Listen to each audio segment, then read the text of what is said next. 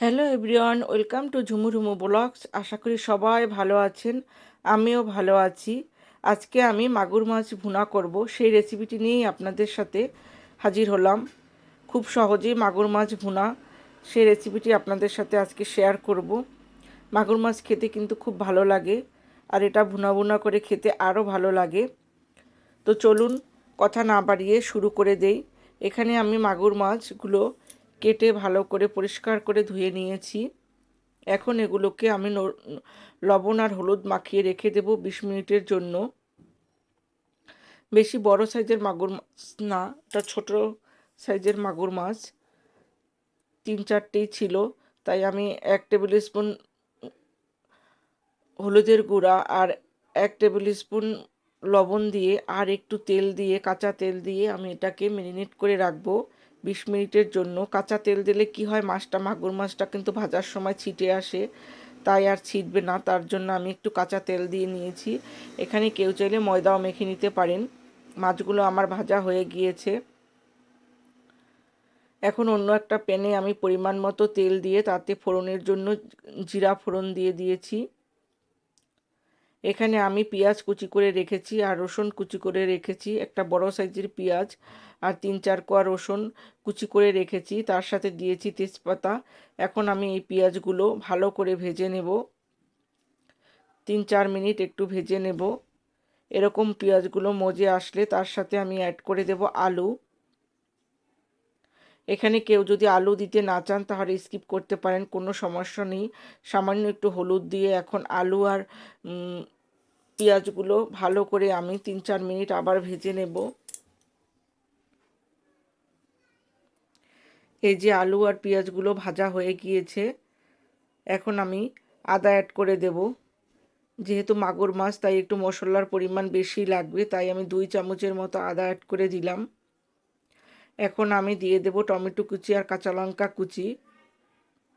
এগুলো দিয়ে আমি 1 মিনিটের মতো একটু ভেজে নেব।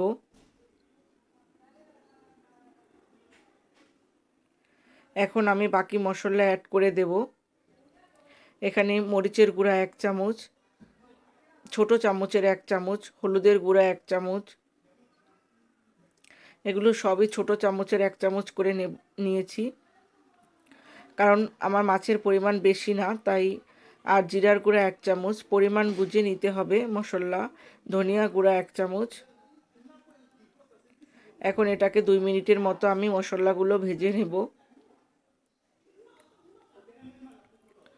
এখন আমি এটাতে একটু জল অ্যাড করে আবার মশলাগুলো ভেজে নেব, না হলে মশলাগুলো পুড়ে যাবে। তাই আমি ভালো করে জল অ্যাড করে একটু এগুলোকে আবার 4-5 মিনিট ভেজে নেব।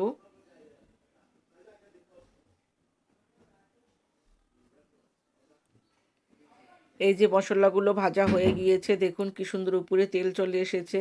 এখন আমি পরিমাণ মতো জল অ্যাড করে দেব, দিয়ে দেব স্বাদ অনুযায়ী লবণ।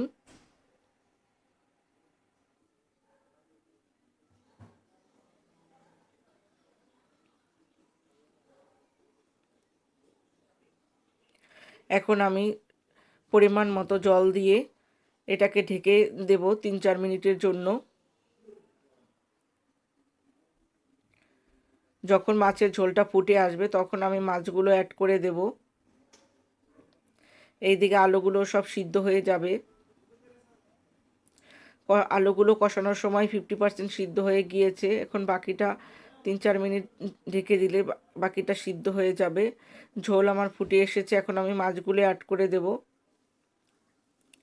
মাছগুলো অ্যাড করে আবার 3-4 মিনিট আমি ঢেকে রাখবো। মিডিয়াম টু হাই হিটে এখন রান্না করব।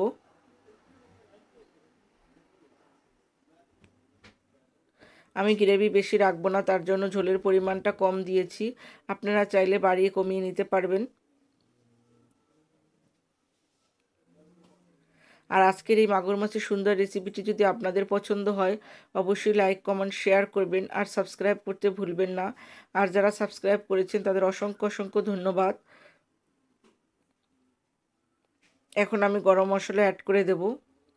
আর সুন্দর সুন্দর রেসিপি পেতে বেল নোটিফিকেশন অবশ্যই প্রেস করবেন, কারণ তাহলে আমি যে কোনো যে কোনো সময় রেসিপি আপলোড করলে সাথে সাথে আপনাদের কাছে নোটিফিকেশন হিসাবে পৌঁছে যায়।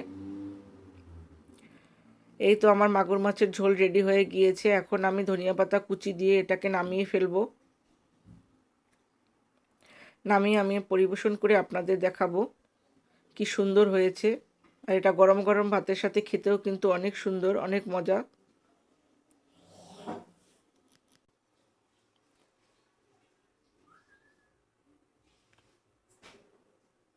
দেখতে কত সুন্দর হয়েছে দেখুন, গ্রেভিটা আমি এরকম রেখেছি একদম মাখা মাখা, অনেক সুন্দর হয়েছে। আমি একটু টেস্ট করেও দেখেছিলাম, খুব ভালো হয়েছে, অনেক ইয়ামি আর টেস্টি হয়েছে। আপনারা এভাবে ট্রাই করতে পারেন বাড়িতে।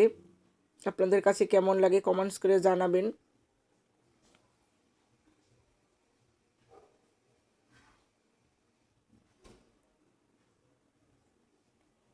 আর গরম ভাতের সাথে খেতে কিন্তু অনেক ভালো লাগে। কতটা সুন্দর হয়েছে দেখেই কিন্তু বোঝা যাচ্ছে।